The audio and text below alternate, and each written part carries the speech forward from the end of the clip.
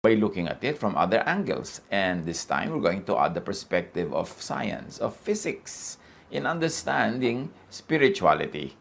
Kasi ang Diyos ng spirituality ay Diyos din ng science. Diyos din siya ng physics. Diyos siya ng natural law.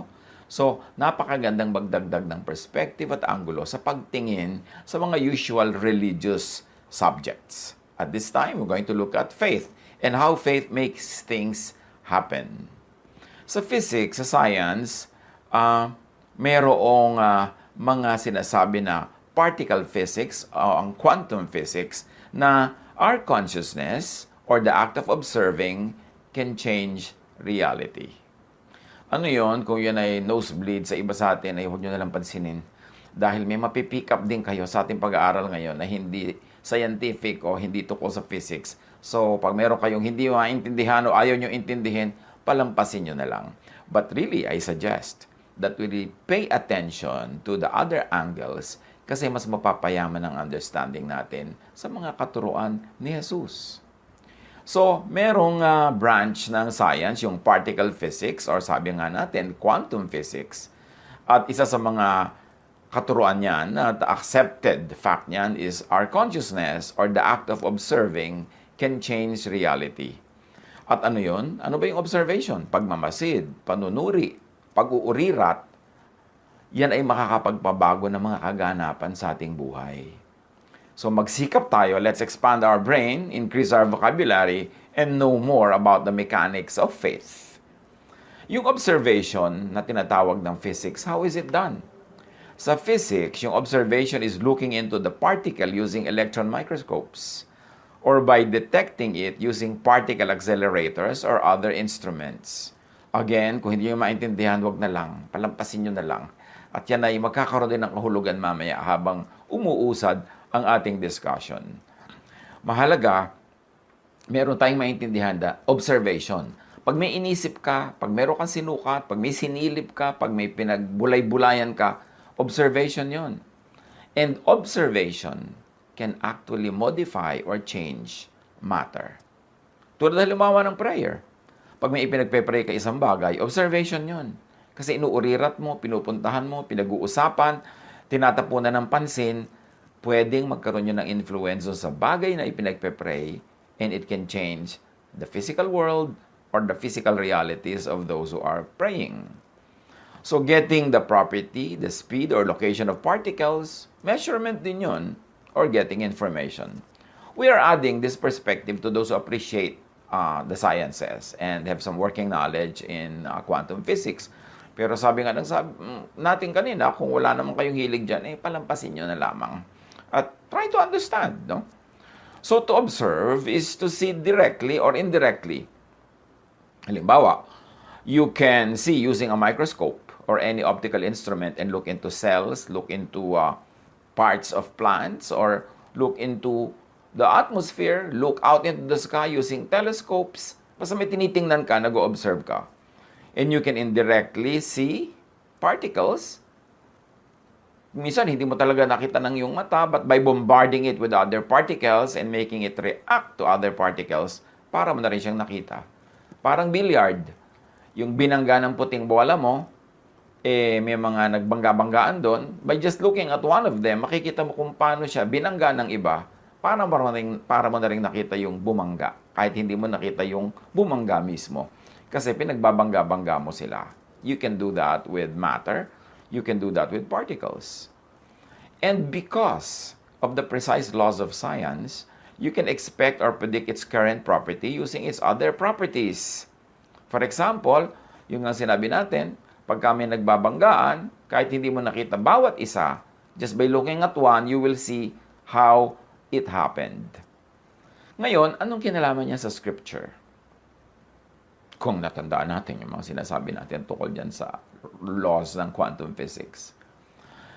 What are the teachings and practices of Jesus and of other persons in the Bible that show scientific principles of observation that we have just discussed? That to the point, change matter and make things happen in the way we call miracles.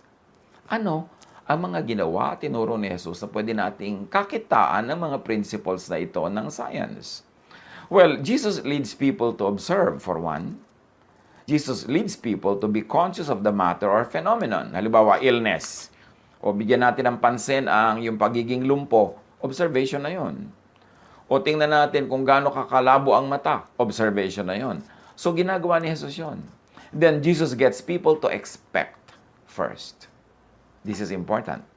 This is an important aspect of the Jesus miracles.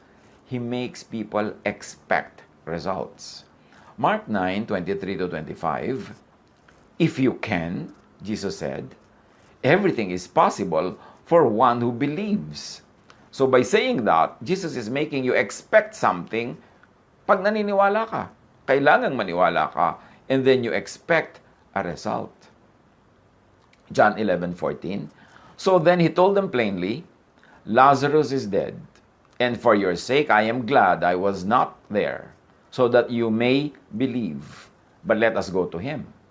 So yung kanyang mga kasama, binigyan na niya ng expectation na may mangyayari na himala tungkol sa kamatayan ni Lazarus. John 11:40, then Jesus said, did I not tell you that if you believe, you will see the glory of God? So laging in-emphasize ni Jesus, maniwala ka and then expect something to happen. You want to move mountains? You want to see mountains move? Halimbawa sa buhay mo, what mountain do you want to move now? Anong gusto mong baguhin sa iyong situation? Ano ang lagi mong pinagdarasal?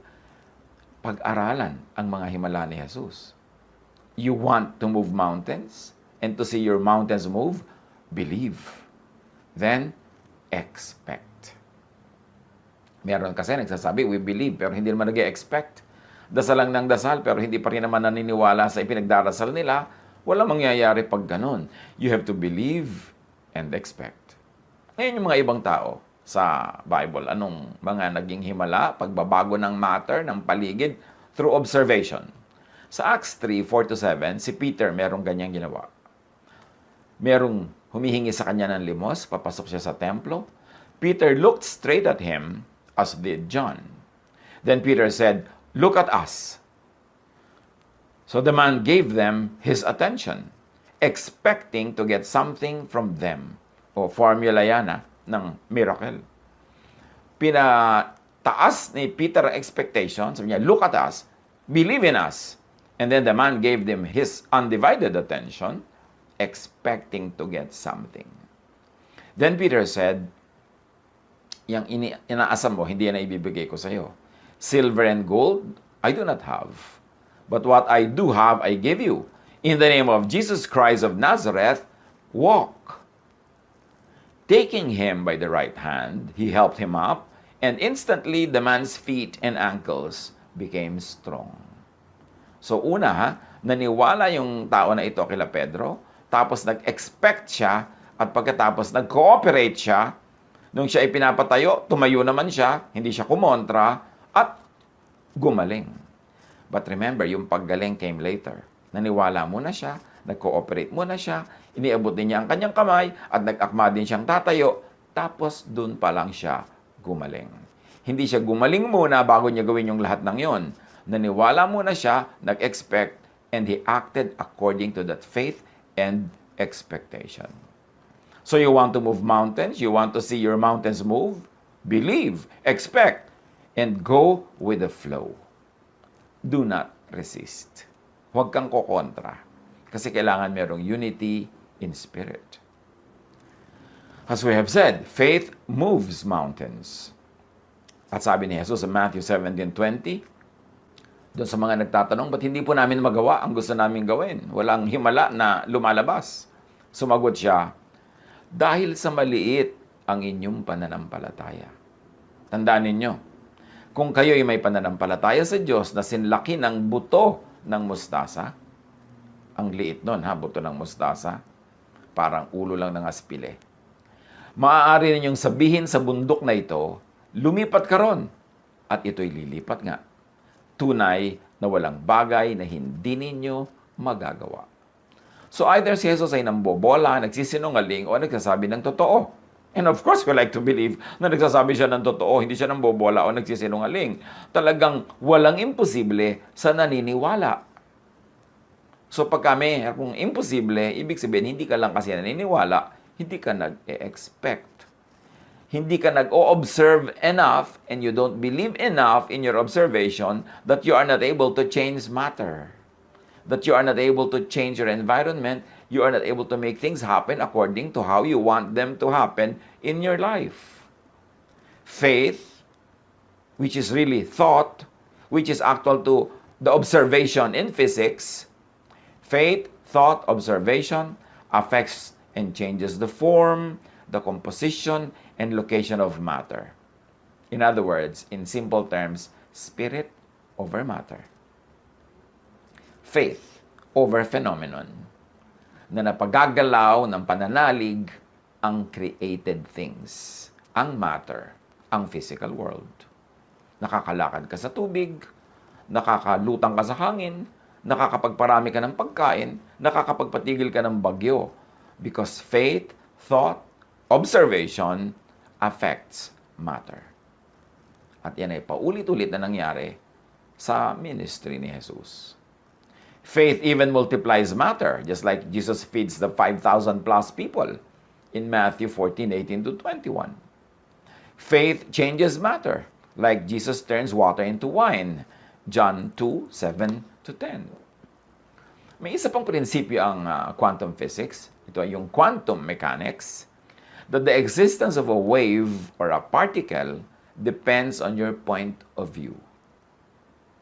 Nothing is certain, nothing is absolute, there are infinite possibilities. Yung kinreate ng Diyos na mundo, nilagyan niya ng tao na kinreate niya in His own image at binigyan niya ng mandate to manage creation. And what we have forgotten to appreciate, if ever people really knew how to appreciate it, was that we were created in God's image.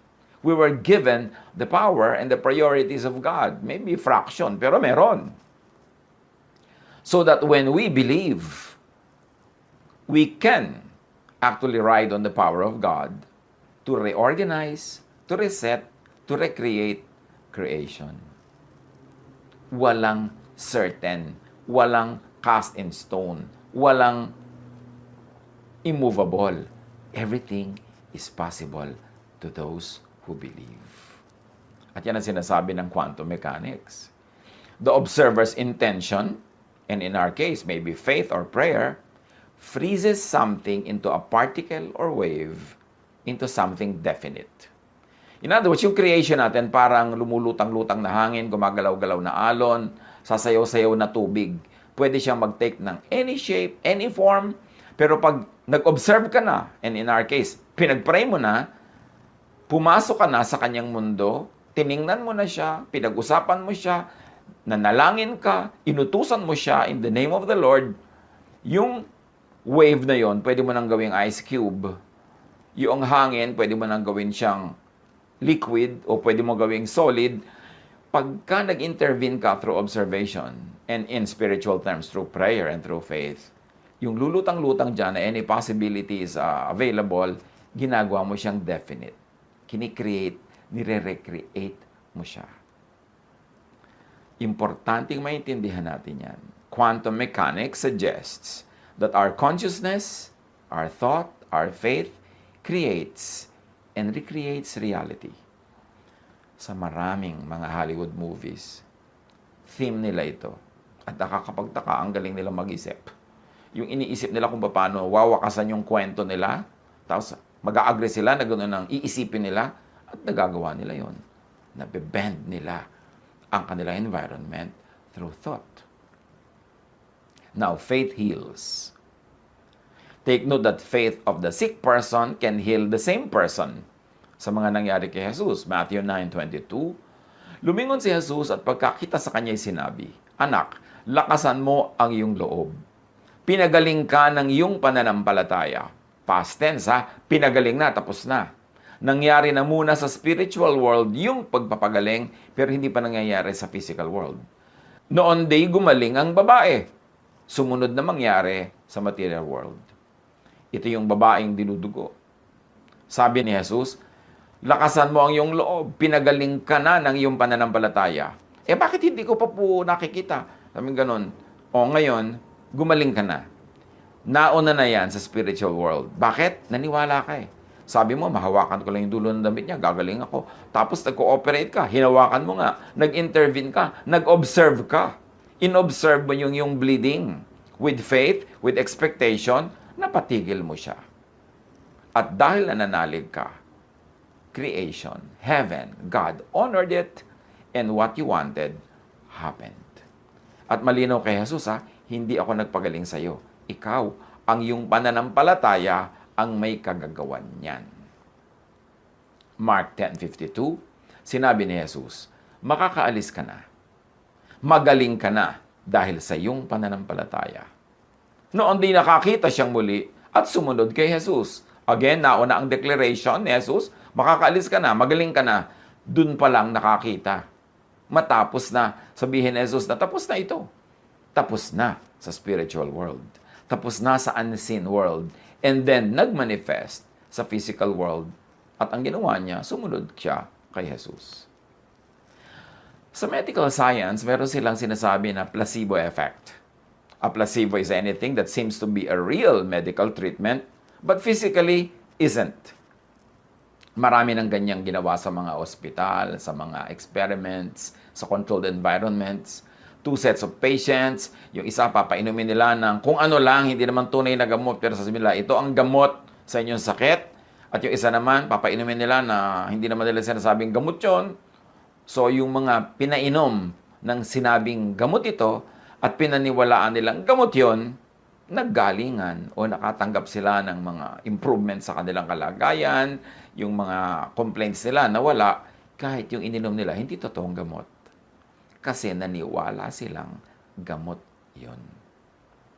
The placebo effect is not yet fully understood by science. Why it happens, but it is definitely true and proven and accepted. It is an effect due to the patient's belief in the treatment. At may mga experiments pa sila.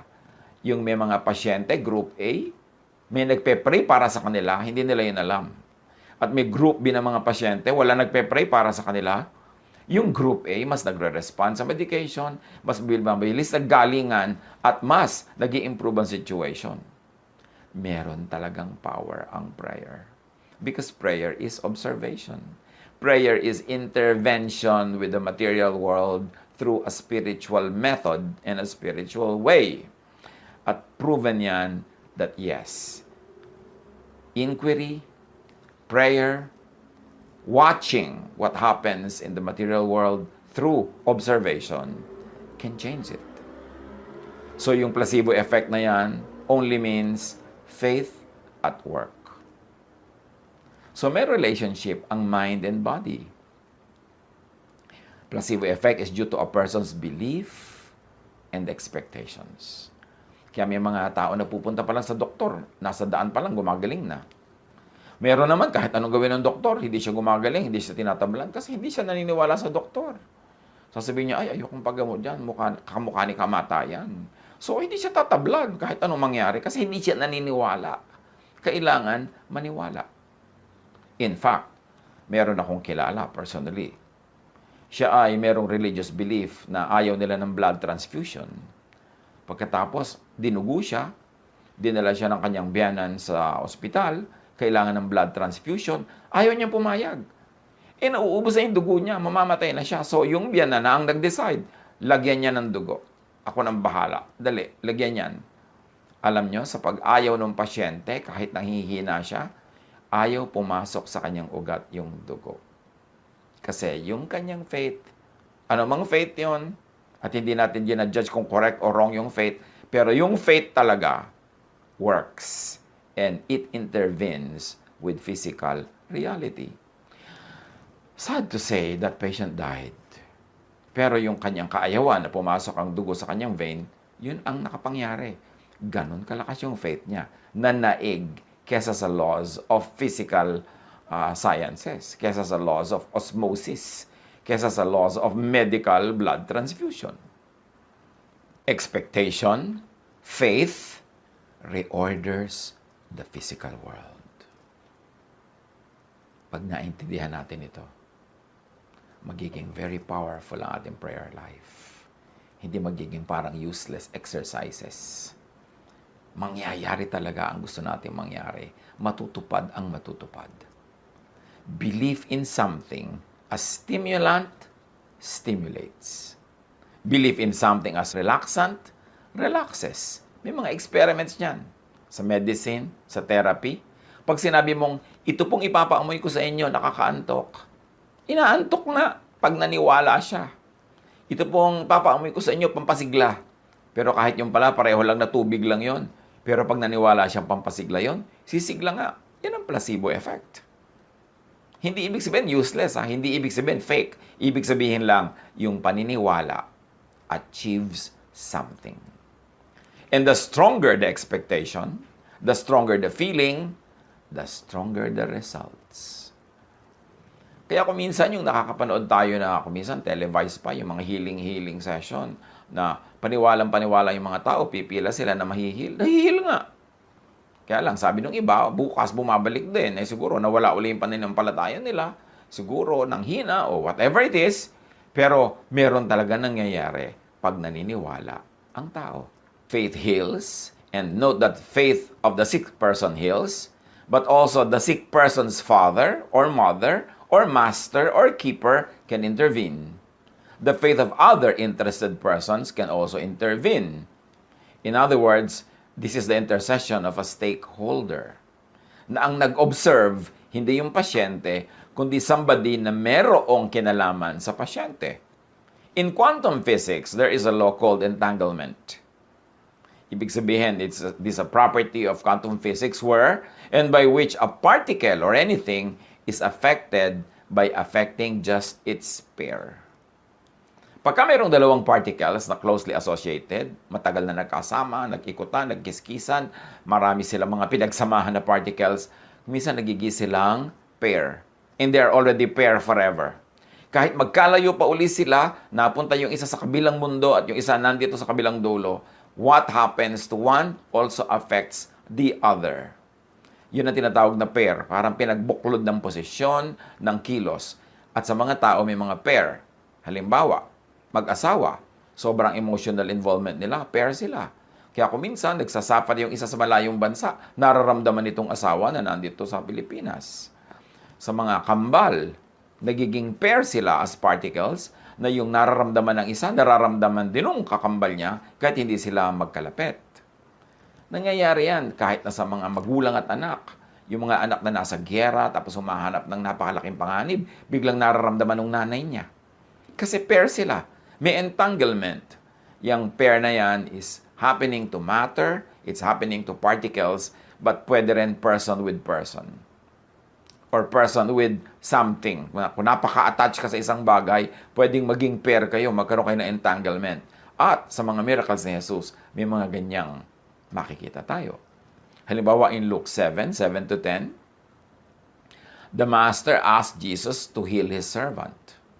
At nung pupunta na si Jesus sa bahay ng master na ito, sabi ng master, huwag na po. Huwag na kayong pumunta, maabala pa kayo. Nananalig ako na kahit dito, mapapagaling niyo ang aking servant. And the man who had been sent returned to the house and found the servant well. So, dahil this master was affected by Jesus, the master also affects the servant long distance.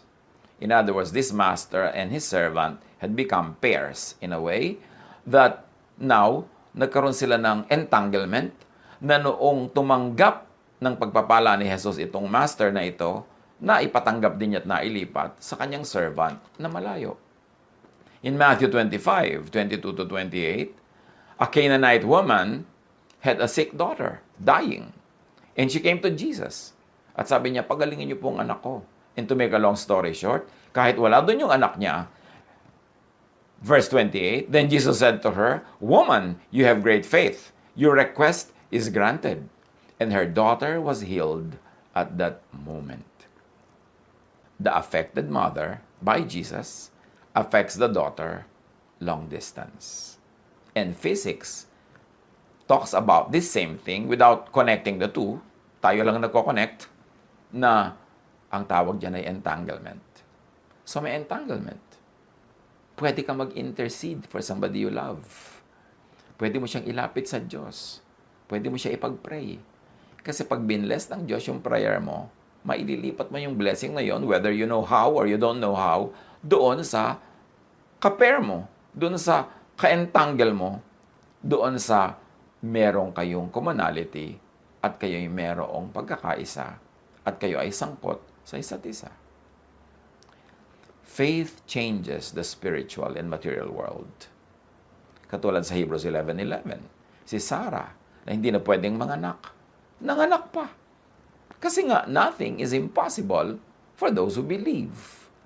Mark 11:23, tandaan ninyo ito, sabi ni Jesus, kung kayo'y nananampalataya sa Diyos at hindi kayo nag-aalinlangan, maaari niyong sabihin sa bundok na ito, umalis ka riyan at tumalon ka sa dagat, at ito nga ay mangyayari.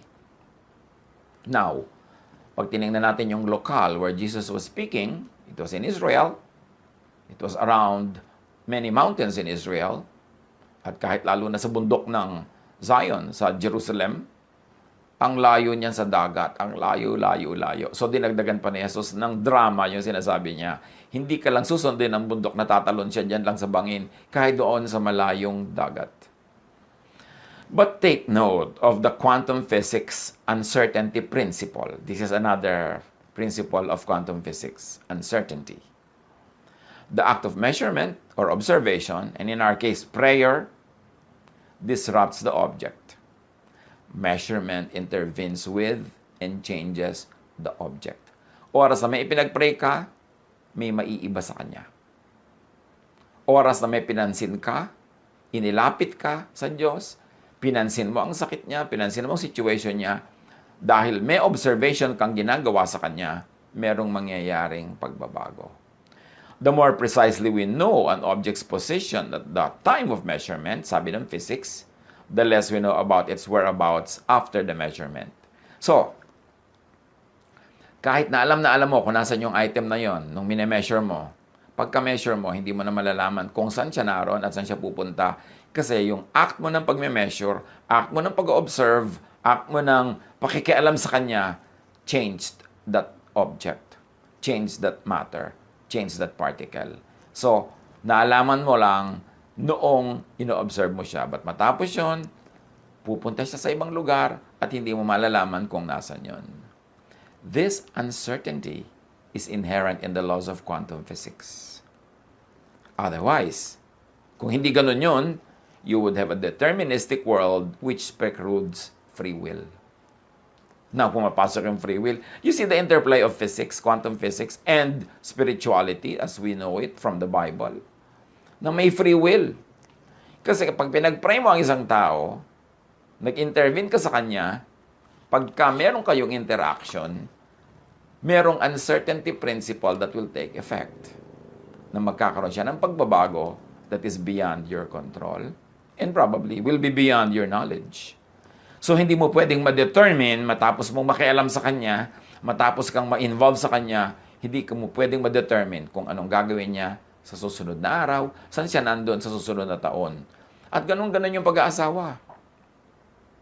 Dahil inobserve mo siya sa pamamagitan ng iyong pansin na pagpapakasal sa kanya. Dahil ipinagpe-pray mo siya. Dahil sumasangkot ka sa kanya, merong nababago sa kanya that is beyond your control. So, hindi mo talaga siya makokontrol. So, yung pag-aasawa na yan, yung pagkakaroon ng anak, ganyan din. Yung gusto mo siya makontrol, gusto mong alam mo at ikaw ang nagde-determine kung saan siya pupunta, hindi yun pwede mangyari. Kaya alam natin na merong free will. The law of physics, the law of uncertainty principle in physics tells us, and it agrees with, the theological teaching of free will. Kaya yung merong predestiny at merong free will, mas kakatigan ng physics and the sciences yung free will. Kasi merong physical laws known to the science of physics that says the same thing. Even with infinitely accurate instruments, sabi ng physics, we cannot predict the future actions of subatomic principles. And therefore, we cannot predict the future of macroscopic particles, like people, either. Ito ang sagot sa questions on predestiny. Kung huhugot ka ng sagot sa quantum physics. But remember, the laws of nature were made by God, so the laws of physics were made by God. You can rely on the laws of physics. Tapos, meron pang unknown, meron pang wild card, sa physics din, yung tinatawag naman sa Bible na time and chance. Dahil hindi mo alam, hindi mo pwedeng kontrolin ang pupuntahan ng lahat ng matter, lalo't nakialam ka na sa kanya, nag-observe ka na, merong chances, may possibilities na may mangyaring wala sa expectation mo. At sabi sa Ecclesiastes 9:11, ito pa ang isang bagay na napansin ko sa mundong ito. Ang mabilis ay di siyang laging nananalo sa takbuhan, ni ang malakas ay laging nagwawagi sa digmaan. Ang matatalino ay di laging nakakasumpong ng kanyang mga kailangan, at di lahat ng marunong ay yumayaman. Napapansin ko rin na di lahat ng may kakayahan ay nagtatagumpay. Lahat ay dinaratnan ng malas. Sabi ng Ecclesiastes 9:11, bad luck happens to all. Sabi ng ibang version, time and chance happens to all. Yung nagsasabi ng time and chance, ayaw kasi nilang sabihin yung word na bad luck. Kasi maraming mga religious people na ayaw gamitin yung word na yun, although the Bible says it. So, wala talaga nakakatiyak. Walang nakakaalam.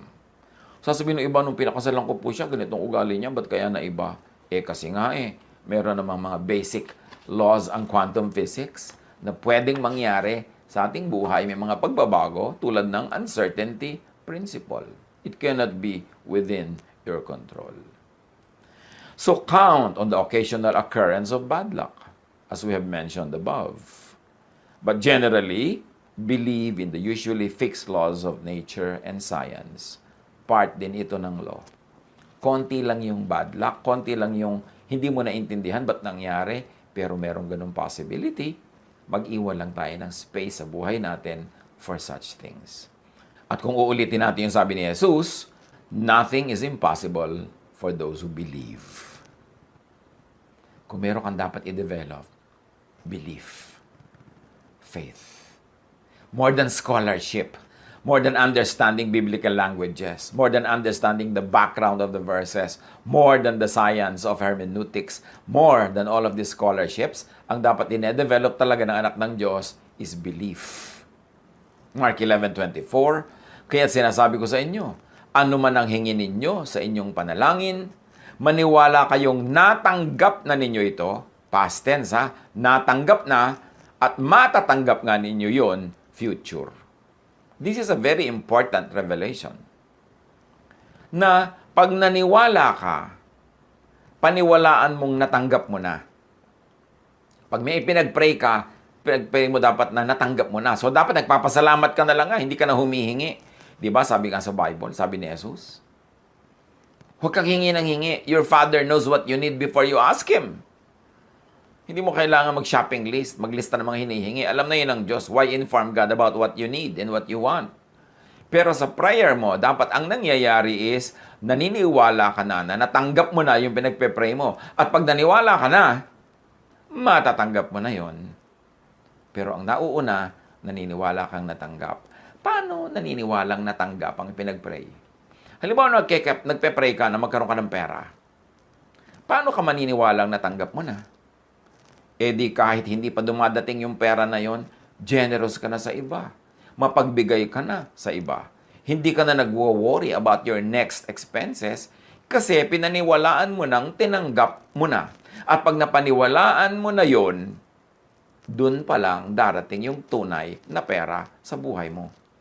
Pero pag hindi ka muna naunang naniwala at hindi ka nag-behave as if naniniwala ka nga at hindi ka kumilos bilang isang naniniwala, hindi ka darating sa point na darating yung hinihingi mo.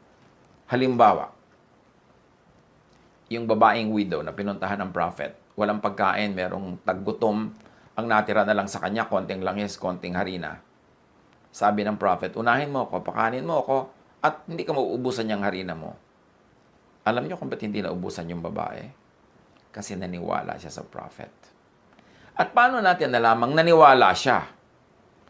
Yung huli niyang harina, yung huli niyang langis, niluto niya, ginawa niyang tinapay at ibinigay sa prophet. Yun ang naniniwala. Pero yung nagsasabing, Ay, paano yan? Mauubusan kami at sa lagay, bibigay ko sa kanya, dinawalan na kami. Wag na, amin na lang to ng anak ko. Tapos sinolo nila, bukas wala na, namatay na sila sa gutom. Kasi hindi talaga sila naniwala. Okay, naniniwala kang pagagaling ka ng Diyos? Nasaan ang kilos mo na pinagaling ka na? Nasaan yung kilos mo na ibinigay na sa yung kailangan mo? Ipinagpe-pray mo sa Diyos na magkaroon ka ng asawa? Nasaan yung kilos mo na binigyan ka na? Inireserba mo na ba ang sarili mo? O pinamimigay mo kahit kaninong unang dumaan? Yung kilos mo dapat, yung ginagawa mo sa buhay, is already an expression sa paniniwala mong natanggap mo na nga. So, ipinagpe-pray mo na magkakaroon ka ng trabaho. Anong kilos mo na may trabaho ka na nga ibinigay sa iyo ang Diyos? Nagpe-prepare ka na? Nagpe-prepare ka na pumasok? Naghahanda ka na sa mga skills mo? Hinahanda mo na yung mga kailangan mo para sa trabaho na yon? Pag ginawa mo na yon at naniniwala ka na ngang tinanggap mo na, dun pa lang darating. Kaya maraming prayer, sayang. Kasi hindi ka naman naniniwala na yung pinag-pray mo, ibibigay. Gusto mo, ibigay muna, bago ka maniwala. Gusto mo, dumating muna yung sagot, bago ka talaga maniwala. Hindi mangyayari yon. Dahil sabi ni Jesus, maniwala kayong natanggap na ninyo, past tense, at matatanggap nga ninyo yon, future tense. Mark 9:23, may nagsabi kasi kay Jesus, kung may magagawa po kayo, gawin nyo naman para sa amin. Kung may magagawa ako, tanong ni Jesus, mangyayari ang lahat sa sino mang may pananampalataya. Parang sinasabi ni Jesus, hindi ako, kundi ikaw at ang faith mo ang gagawa niyan. Matthew 21:22, anumang hingin ninyo sa panalangin ay tatanggapin ninyo kung naniniwala kayo. Laging ang tanong ng mga tao, how to pray? May mga seminar pa, how to pray? Meron pa mga training, mga manual, how to pray? Hindi methods ang how to pray. Isa lang yun. How to pray? Believe.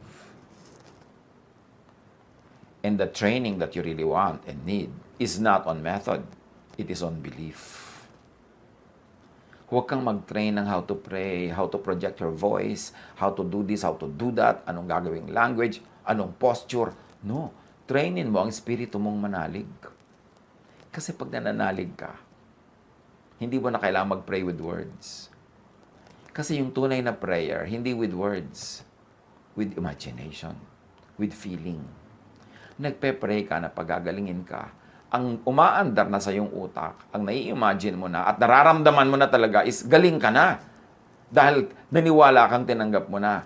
At pag nakarating ka sa ganong stage ng paniniwala, na tinanggap mo nga ang hinihiling mo, dun mo pa lang talaga matatanggap. Faith muna, belief muna, angkinin mo na muna, believe that you have received it, and then after believing that and living your belief, living it out, then you will receive it. Nothing is impossible for those who think and believe, for those who are conscious, and if we're going to use the terms of quantum physics, nothing is impossible for those who observe, those who pray, those who believe. Training should not be on method of prayer, but on observing, on pakikisangkot sa particle, sa bagay, sa idea, sa phenomenon na ipinagpe-pray. Is prayer an act of observing? An academic question. In extension, yes. To extend the laws of quantum physics. Because praying is like measuring. You are trying to get the information you want or for an event to happen. Observation yon. At ganun ang ginagawa ng prayer. Praying is like predicting or expecting an outcome. Ganun talaga yon. Kaya sabi, di ba, ipagpasalamat mo na natanggap mo na. Kasi ang prayer, hindi lang umaasa. No! Naniniwala kang tinanggap mo na. You are predicting and expecting an outcome. And in physics, observing ang tawag doon. In religion, prophesying ang tawag doon, which is believing and claiming. Kaya yung mga naniniwala sa prophecy, they live according to what the prophecy says. So if you believe in your prayer, do you live according to what your prayer says?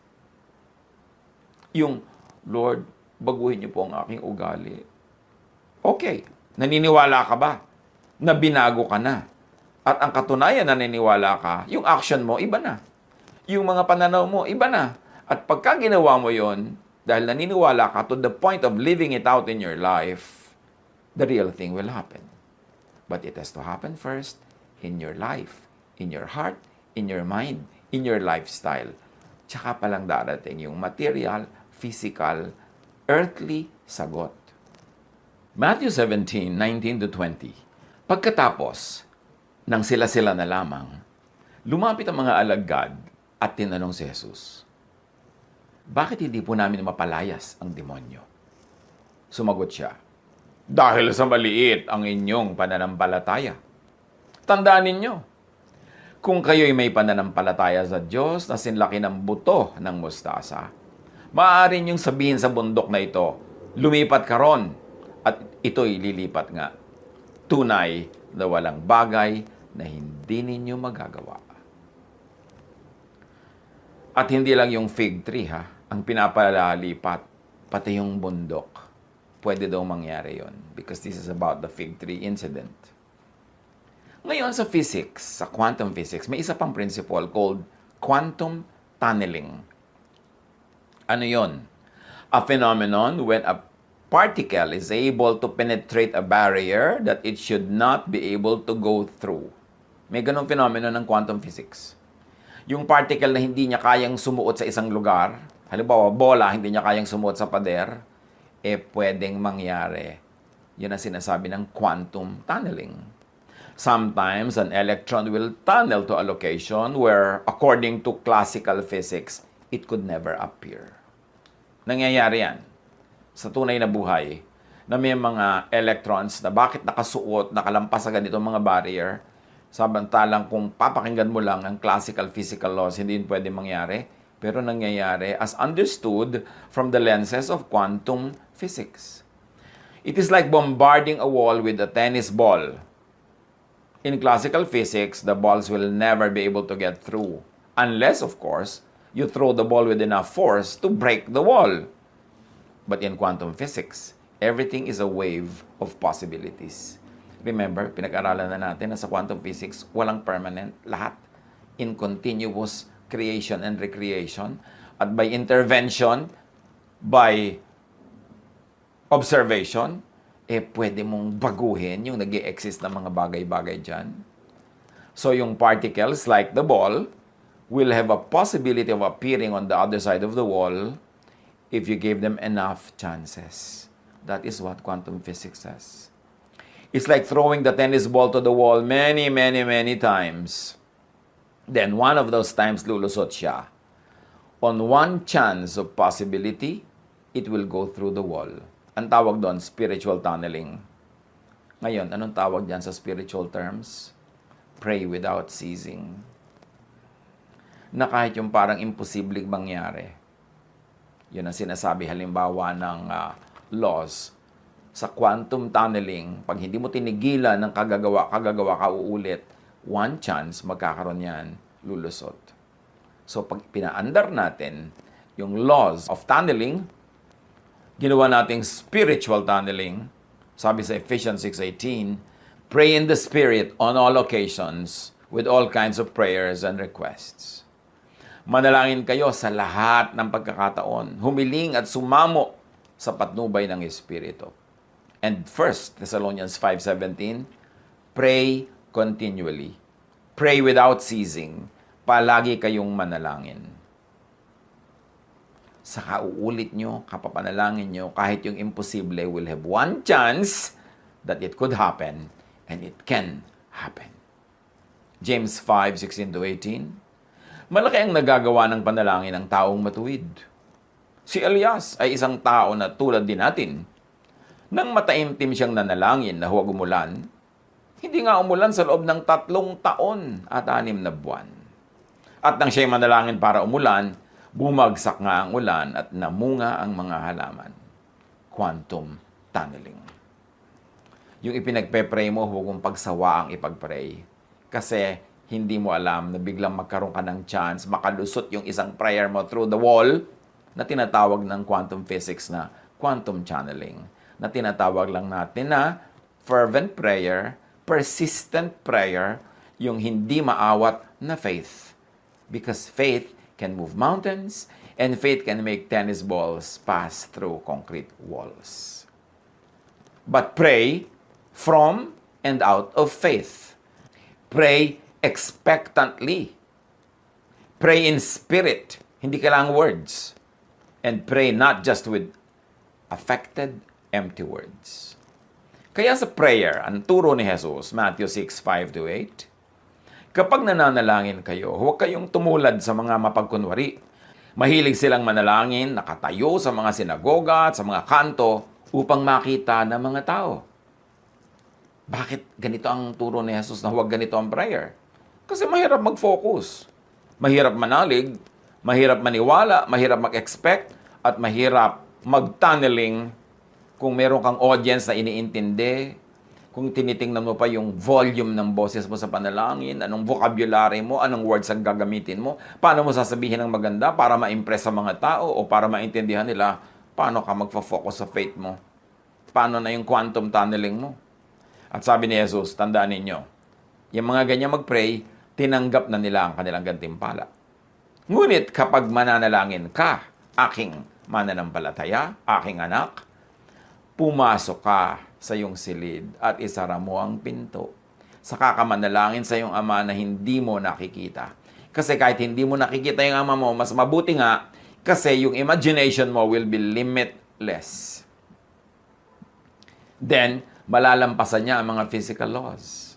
At pag walang tao, wala kang i-impressen. Wala kang performance. Makaka-focus ka on believing, makaka-focus ka on imagining, makaka-focus ka on feeling as if you're already receiving the answer. Kasi sa prayer, for it to work, dapat mag-agree ang iyong heart and mind. Mag-agree ang iyong thought and feeling. So, hindi pwedeng iniisip lang ng mind mo yung prayer, tapos hindi mo naman na-feel. Hati ka nun at ayaw ng Diyos sa hati. Kailangan buo. Buo ang loob, buo ang pagkatao, buo ang prayer. Pagka nag-iisa kang nananalangin, bagamat merong advantages ang group prayer, lalo kung nagkakaisa talaga kayo, nagkakaintindihan kayo, walang impression na gusto mong gawin, walang pasikatan, walang controlling of others, napaka-effective din ang group prayer. Pero sabi ni Jesus, kung talagang gusto mo ng very effective prayer, pray alone, in private, where you could be alone with God. Because you could observe, you could focus, you could concentrate. You could do quantum tunneling. You can train energetic, bombarding thought on your subject. Hindi ka sabog. Hindi ka kailangan makinig sa prayer ng iba tapos hindi mo maintindihan, may kulang-kulang na words ka naiintindihan, hindi mo maintindihan yung pronunciation niya, minsan na-offend ka pa, minsan natatawa pa yung iba pag may maling nadinig na word. Paano ka nun magkakaroon ng quantum tunneling? Paano ka mag-observe at magfo-focus? At sa patuloy ni Jesus, then your Father who sees what is done in secret, meaning focused, will reward you. Meaning your expectation will be materialized. At ang iyong ama na nakakakita ng ginagawa mo ng lihim, ang siyang magbibigay sa iyo ng gantimpala. Sa pananalangin ninyo, huwag kayong gagamit ng maraming salitang walang kabuluhan. Gaya ng ginagawa ng mga hentil. Ang akala nila'y papakinggan sila ng Diyos dahil sa haba ng kanilang mga sinasabi. So words, especially when spoken to be heard by others, could actually become hindrances. Abala, sagabal sa tunay na pakikipagtalastasan sa Diyos. Sabi ni Jesus, huwag ninyo silang tularan. Alam na ng inyong ama na nasa langit ang inyong kailangan bago pa ninyo ito hingin sa Kanya. Pero may mga prayer meeting, nakalista pa sa board yung mga hihilingin. May naka-assign pa sinong hihiling nito, sino mag-o-open, sino magko-close. Inimbento lang yan ng mga tao, pero hindi ganyan ng prayer na itinuro ni Jesus. Pray, but to create and to recreate. And for that to happen, there must be fervent focus. There must be utmost and complete attention to what you are doing so you can observe, you can intervene, you can recreate creation. Group prayer could also be effective, but only when all those who are present pray as one and when they totally agree. Matthew 18:19, tandaan din ninyo, kung ang dalawa sa inyo ay nagkaisa dito sa lupa sa paghingi ng anuman, ito'y pagkakaloob sa inyo ng aking Ama na nasa langit. So when two agree, God will give it. But two does not always have to mean two distinct persons. Well, it can really mean that, pero hindi limited doon ang meaning. Two here could be one person's heart and mind, feelings and thought. Yung tao, parang two, yan eh. Meron kang puso at isip. May nadarama ka at meron kang iniisip. Kaya dapat agree yun. When your feelings and your thought, when your heart and your mind agree, buo ka, isa ka lang, magaganap ang iyong pinaniniwalaan at hinihiling. True, powerful, effective faith and prayer that moves mountains come from one heart and mind, one feelings and one thought. Kaya dapat faith mo buo. Kung may kasama ka, iba yung paniniwala niya, hati na kayo, wala na kayo ma-achieve. At kahit nag-iisa ka, hindi ka naniniwala sa sinasabi mo, hindi ka naman talaga nag-expect sa ipinagpe-pray mo, hati ka rin, don't expect that it will happen.